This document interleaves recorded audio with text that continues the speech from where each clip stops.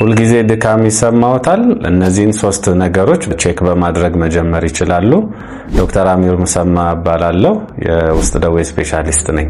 ብዙ ታካሚዎቻችን ከፍተኛ ድካም እንዳላቸው ይነግሩናል። የድካሙ ምክንያት ምን እንደሆነ ማወቅ ይፈልጋሉ። እረፍት ባደርግም እንቅልፍ ብተኛ ማይለቅ ድካም አለን ይላሉ። ድካም ምክንያቱ በጣም ብዙ ነው፣ ግን ከነዚህን 3 ነገሮች ቼክ በማድረግ ነው የምንጀምረው። የመጀመሪያው ደም ማነስ ነው።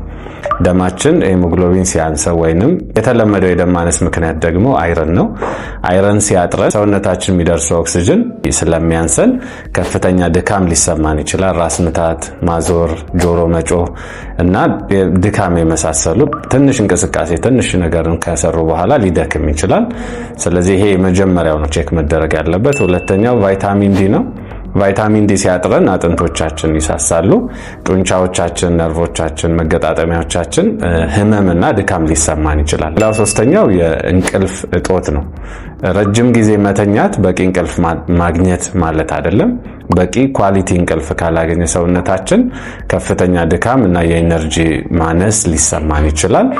ረጅም ሰዓት ተኝቼም ይደክመኛል የሚሉ ሰዎች የእንቅልፍ ንጽህና ስሊፕ ሃይጂን የሚባል አለ።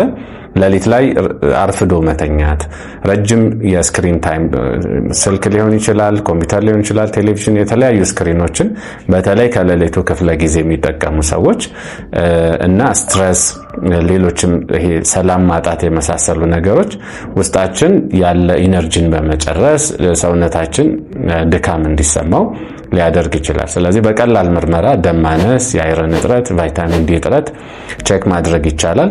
እነዚህ ደህና ከሆኑ ደግሞ የእንቅልፍ ንጽህናና ጤናማ እንቅልፍ በማግኘት ድካምን ከዚህ መጀመር እንችላለን። ከዚህ ካለፈ ሌሎች ምርመራዎችን ማድረግ ይቻላል ማለት ነው።